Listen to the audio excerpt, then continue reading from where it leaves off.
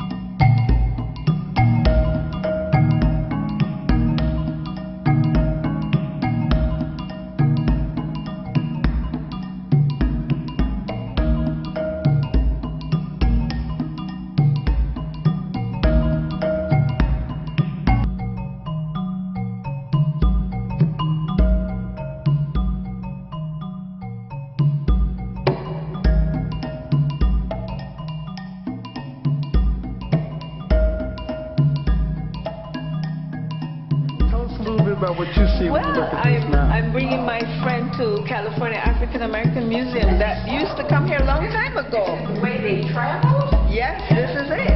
Chained. Oh. And look, compact in these little holes. It's a crime. Did any of them have to stand up? Oh, yes. That's what that's about. Some of them, All day, all night. that's the average space. But I'm not even sure they put more than one person in there. They might have had two in it, didn't they?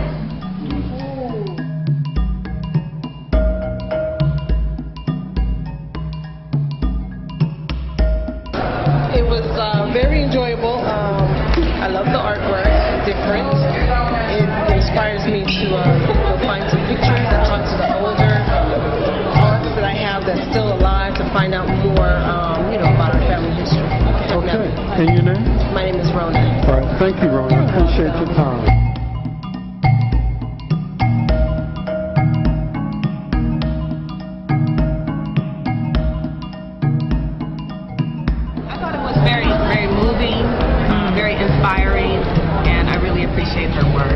Okay, and your name? Toni Scott. Okay. And I thought that she brought our history to life. Sometimes it takes a person to see it to understand it. And a little more of our youth need to see it so they can understand where they come from. This is Gwendolyn Sears. But for me, it's a personal story that started out called Bloodlines.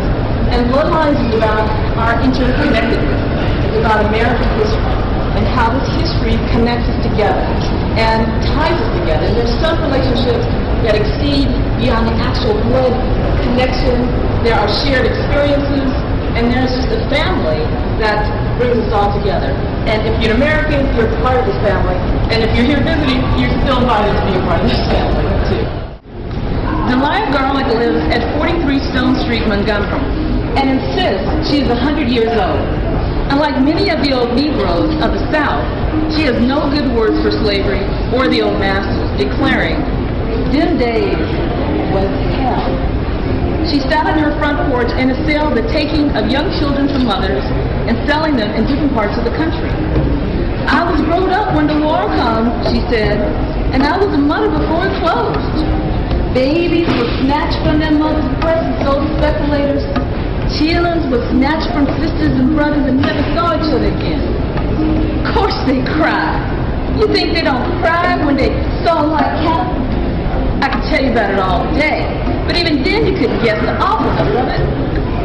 It's bad to belong to folks that own your soul and body that can tie you up to a tree with your face to the tree and your arms fastened around it. You take a long curling whip and cut the blood with every nip. Folks a mile away could hear them awful whipping.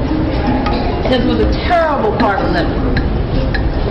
Now, there's 3 more pages of that, but I'm just going to, save us all because we're going to spend time inside. But that story hit just went right to my heart. It was a dagger to the heart, but it was also this appreciation for the Candace, Jordan, and brother members of the family who had survived this and who lived and made a way so the rest of the family could live, who were partakers, who were builders, who didn't give up and fought the fight and stayed in the game and passed on love despite the lifestyle that they lived.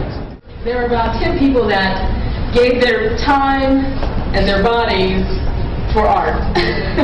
And I had their heads cast for this story right here and their bodies cast for the slave ship.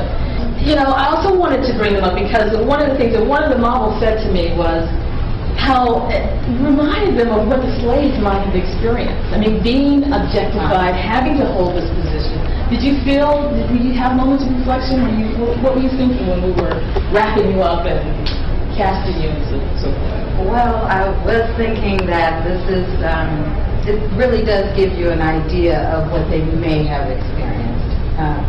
Just standing in that position for 30 minutes and not being able to move, people working all on you, and it was an exhilarating experience because I never experienced that before, but it also gave me a sense of what was experienced on the ships. Well, I take all of these experiences and say times that times nuclear blast. You don't have a way of escape. On your darkest day, your day of, you might be in traffic and I feel trapped. It will never be the total surrender of your identity, of your life, of your children, and then several decades of that as well. And Brendan was also, I can't believe, you were much shorter and smaller and then you grew up fast, but he's one of my favorite busts on this wall as well as on the slave ship in there. Now, this wall, it speaks to the ocean's journey. Two of the individuals on this are not the descendants of slaves, but mainly everyone on this is. And so it speaks to those that were not, who have African connections, have African roots. Sam Serpong is one of them, who's from Ghana. All right, so just a few words here on the personal tour you just saw with Toni Scott here at camp. I think it was really good. It made me really realize how important family is and just where we come from. It was really emotional for me just imagining how lucky that we are, and just made me rethink and really a humble experience. Thank you. Thank you. It's really exciting. You too. How are you doing today?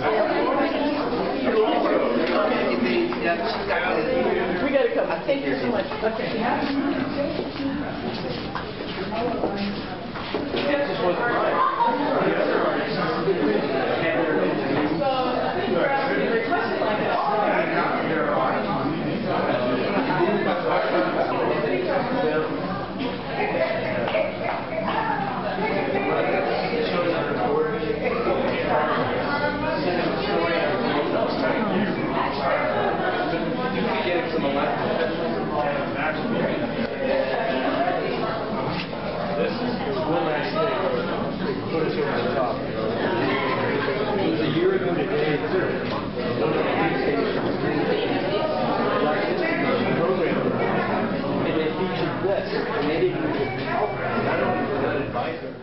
Now the neck collar that Eve is wearing right here was often put upon slaves if they were misbehaving or to keep them from escaping. Now imagine how he could be slowed with the slave collar around his neck. And identifiable. Most definitely. And my dad insisted, the only thing I didn't get in here that Dad insisted on was a bullwhip. I didn't, I had a hard time finding that, ran out of time, but he made sure I got the branding iron in. Because the individuals were not treated as humans, they were treated as cattle, less than cattle, but the marking to say whose property you belong to. And so right here, sometimes you have upwards of 600 Africans on a ship packed in together. I created this space. Now, they weren't standing up, but this will give you an idea of what space was allocated shoulder width. 17 inches was what you got. And if you're, a really tall person or a wide person, you can imagine how uncomfortable that is. But besides that, imagine a couple of months on a ship, tied, chained together, feces,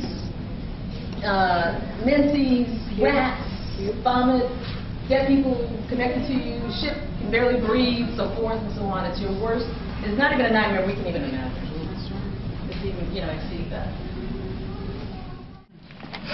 One of the stories I will never forget was when Grandma, or we pronounce it Gra-Ma, and still do, was out picking berries on the side of the road. She'd never gone to school.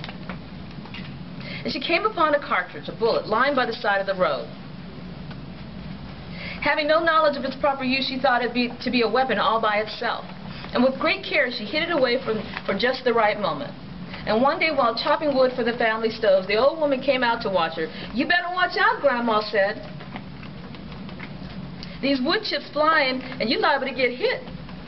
The old woman, not about to take orders from a nigger, told her to shut up and get to work.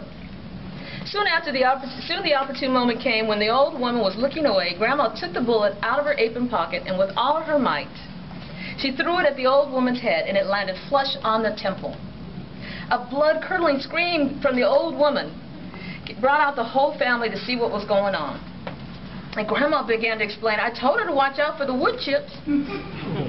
But though they didn't know about the bullet, she still got a beating, which was the least of her pain. And not being successful with the one weapon that she thought would give her a taste of revenge was a bitter disappointment. How can it be, she wondered. I know it hit her. Why didn't she die? Well, that said a lot of things to me. I mean, besides, just an insight of who she was and what she went through. But how hope was lost the day that she threw that bullet. So I imagine that bullet being wrapped up, and you're thinking, every day I've got a way out of here. I'm just waiting for that minute. And then it's thrown, and then that's hope gone.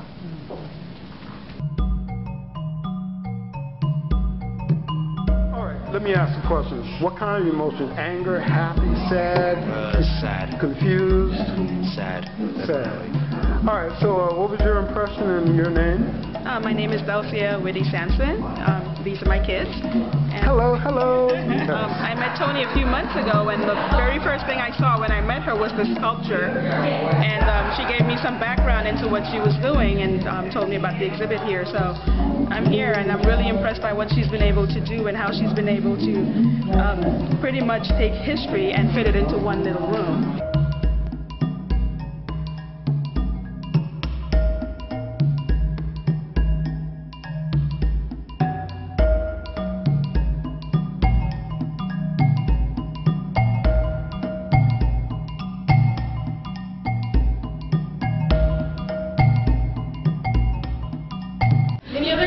Well, I'll just say that my sister and I came a couple of weeks ago to the exhibit, and I saw my Uncle Bobby hanging under a tree. Met new family today.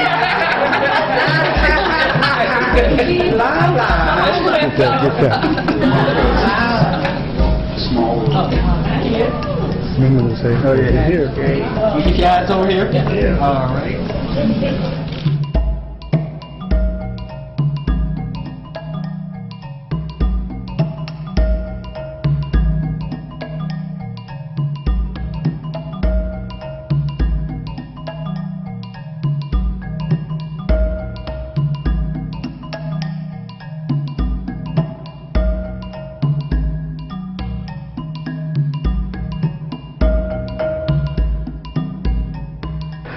Blazer Cam, and we just finished a personal tour with Toni Scott, the artist, multi-talented Toni Scott, and we're just getting a few people's impressions of what they felt. Been fortunate enough to visit her studio. And it's your private tour. But as far as this work, the generations here, it allows us, and especially me, to connect with the people of my past, the people that I'm standing on. It's been a history lesson that I believe everyone should see. White, black, green, and yellow, to see all the contributions that our African American people have made in this country. And Toni has brilliantly put this story together in her sculptures and her drawings and her renderings and all her works. I'm just blown away by how great this exhibit is.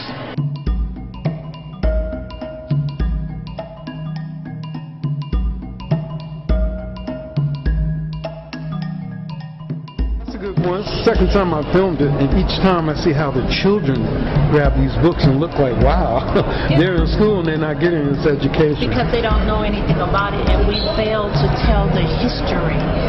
If you do not know where you come from, how can you be who you were meant to be without the food?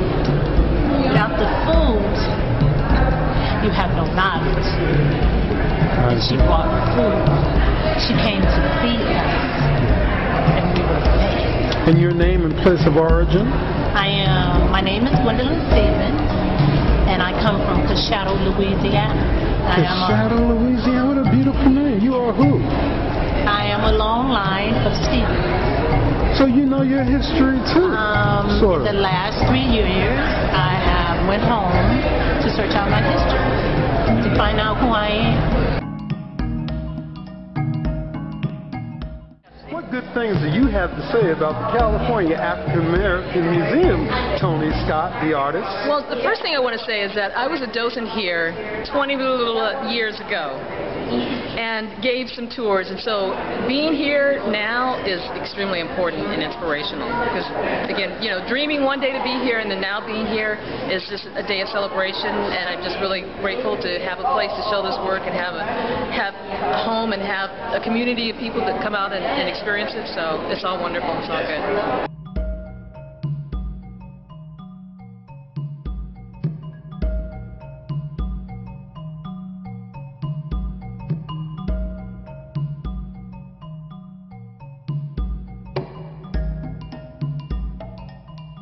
Each time I come back, my spirit is different. I feel better.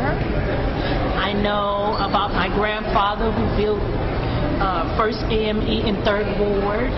I know of the history of the Masons. I have some very strong aunties, some very handsome uncles. It made me feel sure of myself. I saw land, I saw graveyards, I saw churches, and before I was caught up in all the world, and in maybe like the last 3 years, my view on life has changed a great deal. So we have to know our history. Somehow it's comforting for you. It's very comforting. You're a part. It gave me hope. It gave me the hope I needed. Just remember your name one more time? Gwendolyn Stevens. Gwendolyn Stevens, long line of Stevens from Louisiana. Thank you so very much.